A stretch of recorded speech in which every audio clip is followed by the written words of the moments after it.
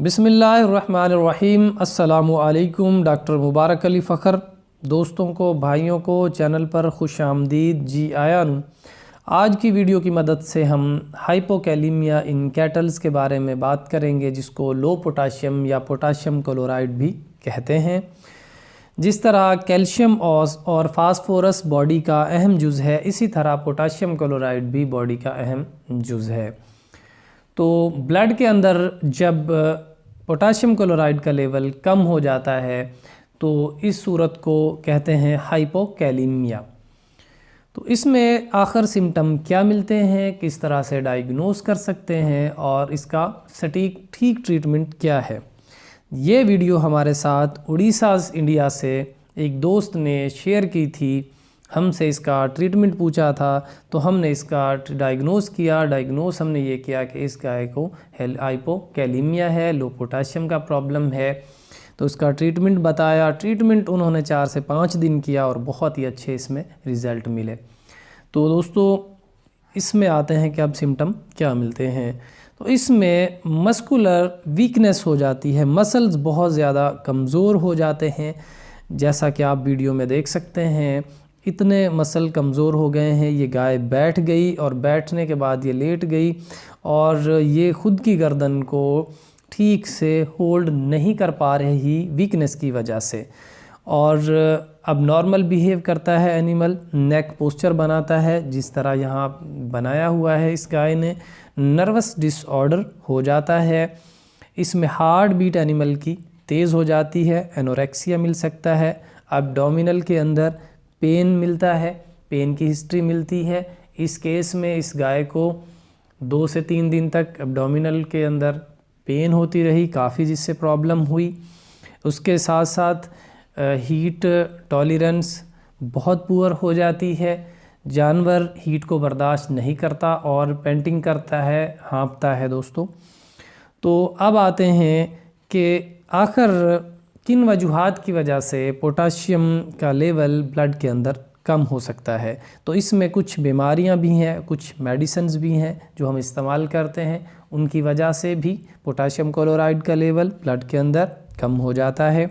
तो इसमें आते हैं कि कुछ केसेस के अंदर सर्जरी के बाद भी हो सकता है ये प्रॉब्लम, काविंग के बाद ये प्रॉब्लम हो सकती है। कीटोसिस के अंदर डेक्सट्रोज बहुत ज़्यादा मिकदार में चढ़ाने से, बार बार चढ़ाने से और ठीक डायग्नोस ना करने की वजह से भी अगर हम डेक्सट्रोज ज़्यादा एनिमल को चढ़ा देते हैं तो उससे भी डेक्सट्रोज ज़्यादा मिकदार में चढ़ाने से ब्लड के अंदर ग्लूकोज का लेवल हाई हो जाता है और पोटाशियम का लेवल कम हो जाता है, तो हाइपोकैलेमिक हो जाता है एनिमल इस सूरत में भी।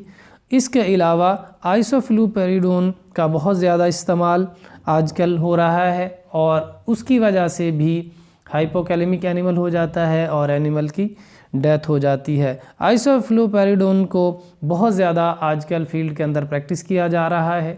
इससे बचा जाए, बहुत ज़्यादा मिकदार में इसको लगाने से ये सारी प्रॉब्लम होती है। इसके अलावा कॉर्टिकोस्टेरॉइड इंजेक्शन, डेक्सामीथासन, इसका बार बार इस्तेमाल से पोटाशियम का लेवल ब्लड के अंदर कम हो जाता है। और एक दवा है जिसको पेशाब जारी करवाने के लिए इस्तेमाल करते हैं, फ्रूसामाइड के नाम से। अगर फ्रूसामाइड को आप बार बार रिपीटेडली लगाएंगे तो इससे भी क्या होता है कि यूरिन के थ्रू, चूँकि पोटाशियम क्लोराइड बॉडी से बाहर आता है किडनी के थ्रू, तो वहाँ से किडनी रिलीज़ करती है पोटाशियम क्लोराइड, इस तरह वहाँ से रिलीज़ होता है बहुत ज़्यादा मिकदार में यूरिन के थ्रू। तो ये तो सारी हो गई ये किन वजूहात की वजह से पोटाशियम लो होता है, और सिम्टम भी हमने आपको बता दी दोस्तों। तो आखिर इसमें ये सारी ट्रीटमेंट और डायग्नोस के बाद इसका ट्रीटमेंट आखिर हम क्या करें सिम्टम्स के बाद। तो इसमें बेहतर हो सबसे जो ट्रीटमेंट है, इसको ऑरल फॉर्म में पोटाशियम क्लोराइड दें। वो हम दे सकते हैं 80 ग्राम, 80 ग्राम इसको हम दे सकते हैं हर 12 घंटा के बाद, यानी कि 24 आवर्स के बाद 160 ग्राम इसको हम दे सकते हैं।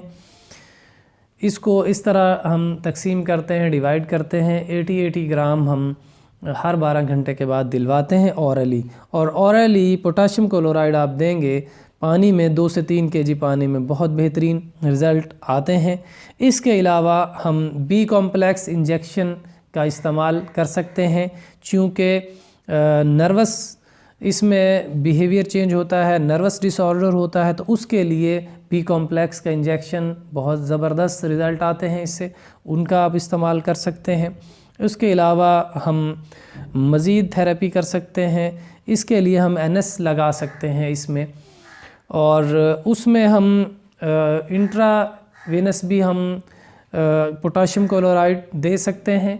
लेकिन इसमें याद रखने वाली बात यह है कि अगर हम इंट्रावेनस पोटाशियम क्लोराइड जो इंजेक्शन आता है 20 ml का इम्प्यूल मिलता है ह्यूमन के अंदर, उसको हम लगाएंगे तो जो 20 ml का इंजेक्शन है उसको NS के अंदर हम डालेंगे IV, तो बहुत स्लो ड्रॉप लगाना होता है इसकी जो टाइमिंग होती है उसको बहुत देखना ज़रूरी होता है।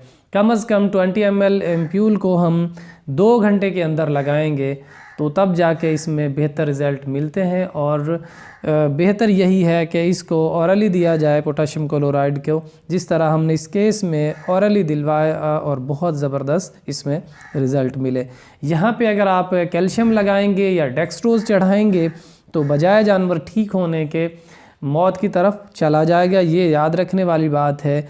यहाँ पे कॉर्टिकोस्टेरॉइड इंजेक्शन इस्तेमाल नहीं करना चाहिए है। इसके अलावा यहाँ डेक्सट्रोज़ या कैल्शियम बिल्कुल नहीं चढ़ाना चाहिए है। इन सारी चीज़ों से अवॉइड करा जाए तब जाके बेहतरीन रिज़ल्ट मिलते हैं। उसके अलावा यहाँ पे हम इंजेक्शन विटामिन E और सेलेनियम का जो कॉम्बिनेशन से इंजेक्शन आता है वो इसमें हमने लगवाया। इस केस में बड़े अच्छे विटामिन E और सेलेनियम के अच्छे रिज़ल्ट मिलते हैं।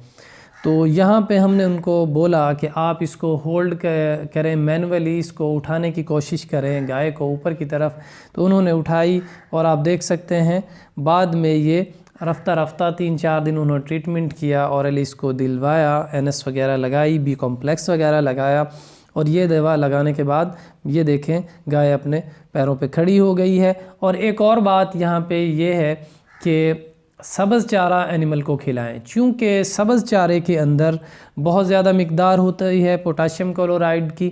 तो अगर तो आप सब्ज़ चारा देंगे तो उससे बॉडी को पोटाशियम क्लोराइड मिलता रहेगा, बहुत अच्छे रिज़ल्ट जल्दी मिलेंगे। और इसके अलावा अगर तो इसमें कुछ इस तरह से सिम्टम आ रहे हैं कि आपने ठीक डायग्नोस नहीं किया और आप पोटाशियम क्लोराइड ऑरली दे रहे हैं या IV दे रहे हैं, तो इसमें अगर तो एनिमल को डायरिया हो गया है या एनिमल को सलाइवेशन एनिमल कर रहा है, हाँ अपना ज़्यादा स्टार्ट कर दिया है एनिमल ने, तो वहाँ पे आप पोटाशियम क्लोराइड को देना बंद कर दें, क्योंकि उससे टॉक्सिसिटी हो जाती है। तो ये तो सारी अलामात और सारा सिम्टम, उसके बाद आप देख सकते हैं कि ये बड़े बेहतरीन रिज़ल्ट आए हैं।